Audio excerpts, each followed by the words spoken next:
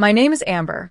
I still remember the moment when my father, Richard, stood in the middle of a lobby filled with 300 people, completely speechless.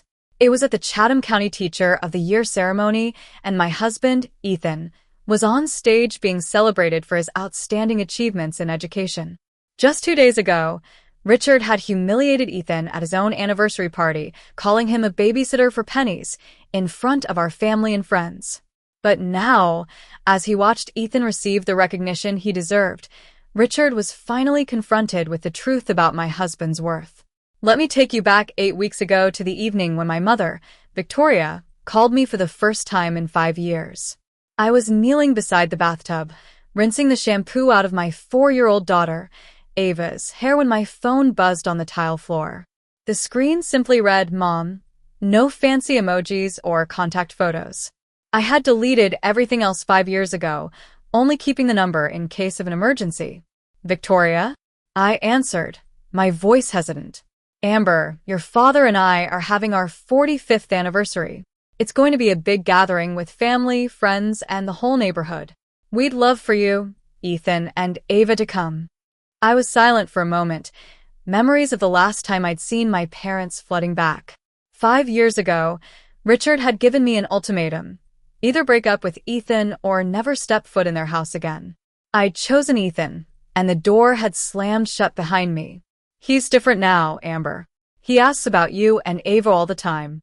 Last Christmas, he sat in Ava's nursery for hours, just thinking about you."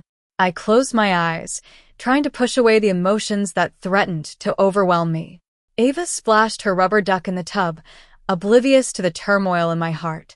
"I'll think about it, Mom," I said finally. "That's all I'm asking, sweetheart," she replied, her voice soft and hopeful. When I hung up the phone, I found Ethan at the kitchen table, grading papers. He looked up as I entered the room, his eyes filled with concern. "My mom called," I said, sitting down across from him. "She wants us to go to their 45th anniversary party." Ethan was quiet for a moment, his brow furrowed in thought. "If you want to go, we'll go. But I need you to know that I'm not going to pretend to be someone I'm not." I nodded, grateful for his honesty. "I'd never ask you to." "I know. I'm just saying it out loud." I noticed a large manila envelope on the table, stamped with the Chatham County Board of Education seal. It was already opened, and the letter inside was half pulled out. "What's that?" I asked, pointing to the envelope. Ethan glanced at it, then slid it under a pile of papers. "Nothing urgent. Just school stuff." I let it go, not wanting to push him. I had bigger things on my mind. "Ava's never met her grandparents," I said. "She's 4 years old, Ethan. She doesn't even know what a grandparent is." Ethan reached across the table and took my hand. "Then, let's give her the chance. That's reason enough." We decided to go. The drive to my parents' house took 4 hours and 12 minutes, and Ava asked, "Are we there yet?" Exactly 17 times. When we finally arrived, my mother was waiting for us at the door. She rushed down the steps and wrapped her arms around me, tears streaming down her face. "Oh, Amber, I've missed you so much," she said, holding me tight. My father stood behind her, looking older and thinner than I remembered. He nodded at Ethan, then extended his hand. Ethan shook it, and the handshake lasted only a few seconds. "Welcome home, Amber," my father said, his voice gruff. Ava looked up at me, her eyes wide with curiosity. "Who are they, Mommy?" I smiled down at her. "These are your grandparents, sweetie." My father crouched down and opened his arms. "Well, hello there, pretty little lady. I'm your grandpa." Ava looked at me for permission, then walked over to him. He picked her up and she giggled, and something inside me softened. Inside the house, my mother had set out sweet tea and pound cake. The house smelled like lemon cleaner and pot roast, just like I remembered. But in the living room, I noticed an extra place setting. A chair with a new cushion and a glass of water already poured. "Who's that for?" I asked, my mother's eyes flickering. "Oh, a family friend is stopping by tomorrow," she said quickly, changing the subject. I should have paid more attention to that empty chair, but I was too busy trying to enjoy the moment. That night, we had a small dinner with my parents, my sister, Olivia, and her husband. For the first 20 minutes, it almost felt normal. But then my father started.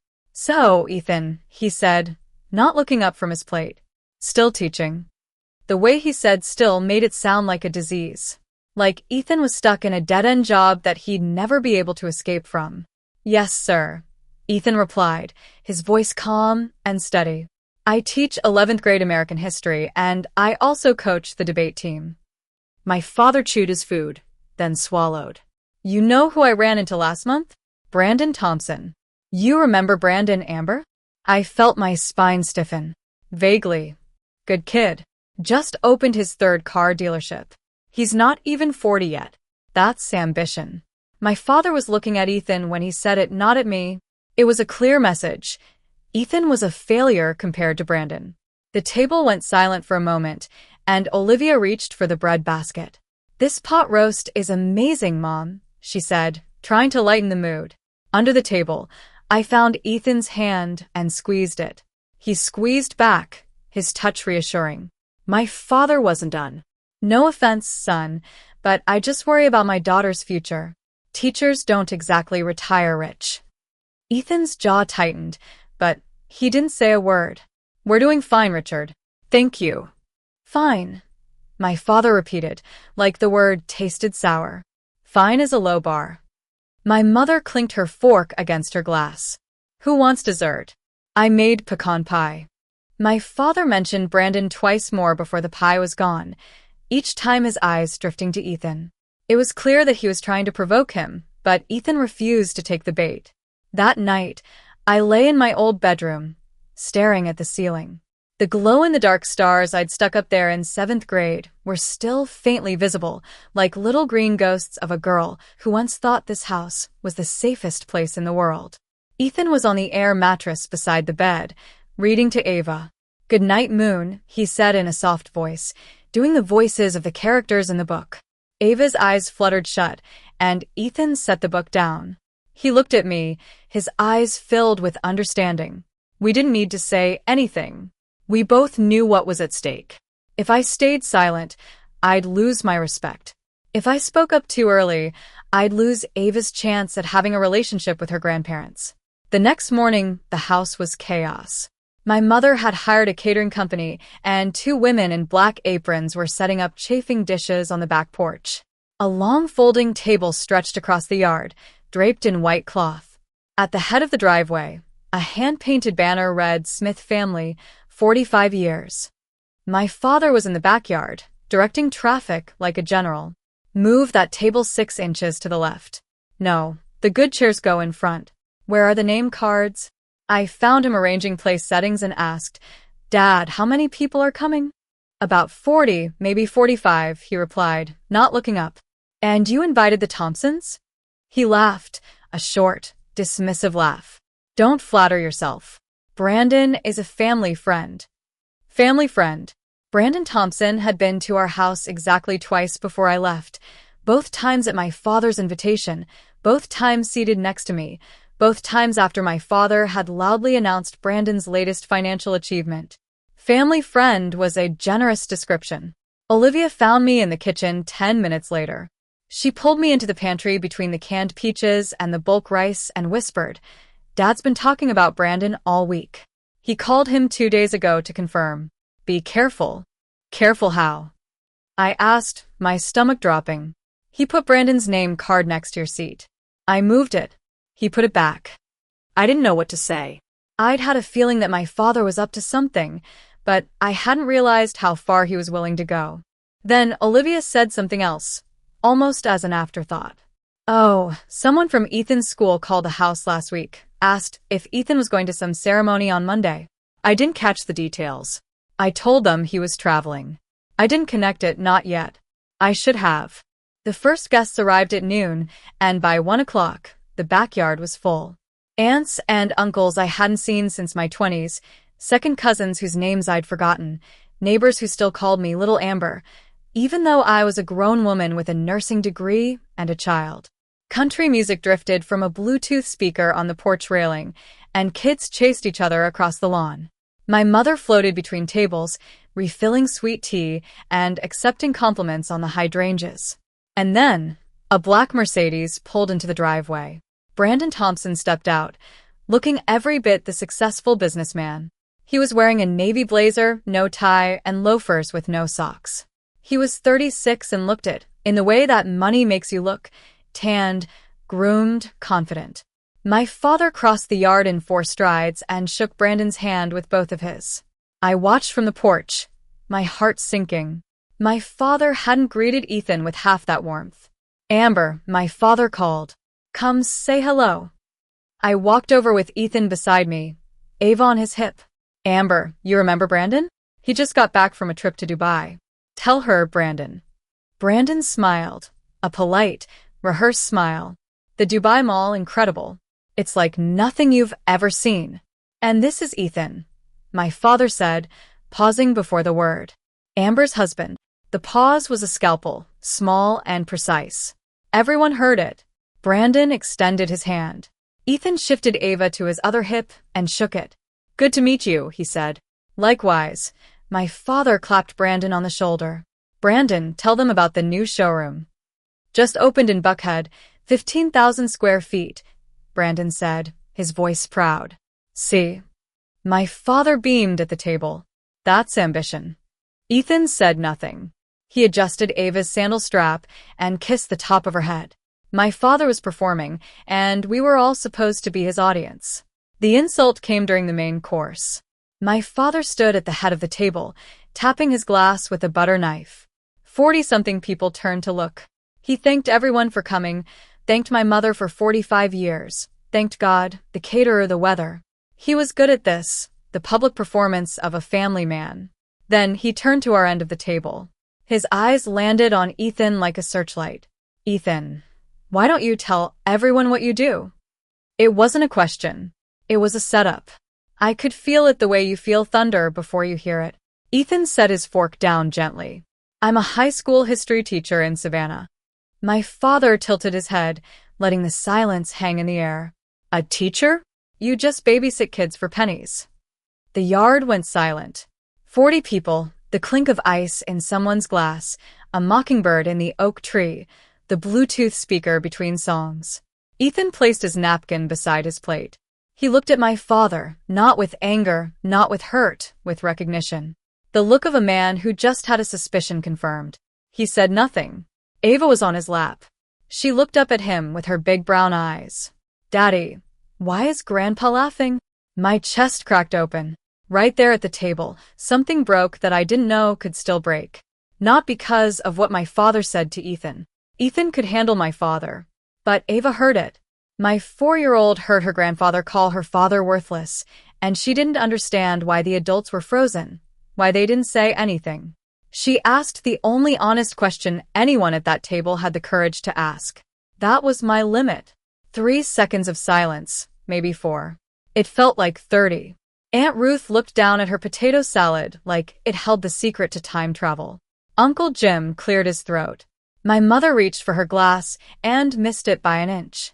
I opened my mouth. My voice came out steadier than I expected. Dad, Ethan is the hardest working person I know.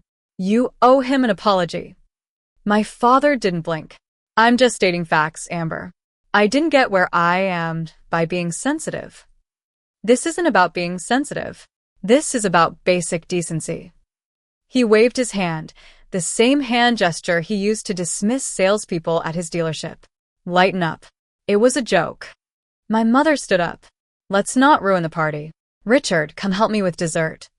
She was already walking toward the kitchen, her heels clicking on the patio stones, pulling the disaster behind her like a curtain.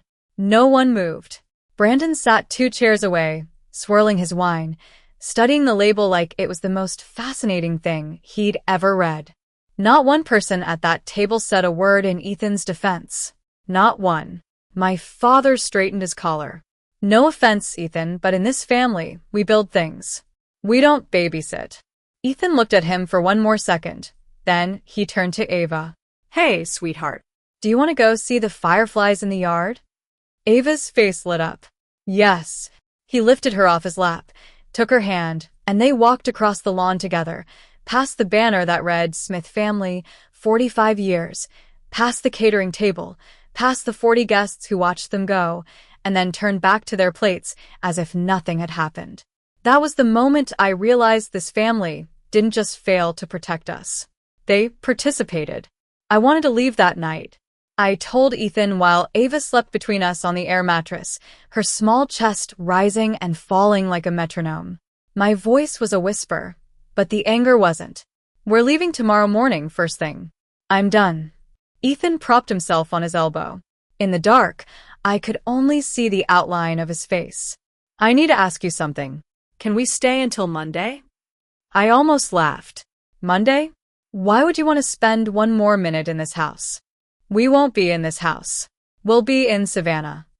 He reached over to his bag on the floor and pulled out the manila envelope, the one from the kitchen table back home, the one stamped with the Chatham County Board of Education seal, the one I saw and didn't ask about. He handed it to me. I opened it in the faint light from the window. A formal letter, embossed letterhead, words I had to read twice to believe. Teacher of the Year? Chatham County. The ceremony is Monday afternoon at the Civic Center. I stared at him. Ethan, when did you find out? 3 weeks ago. 3 weeks? And you didn't tell me? He was quiet for a moment. I didn't want you to think I was trying to prove something to your father.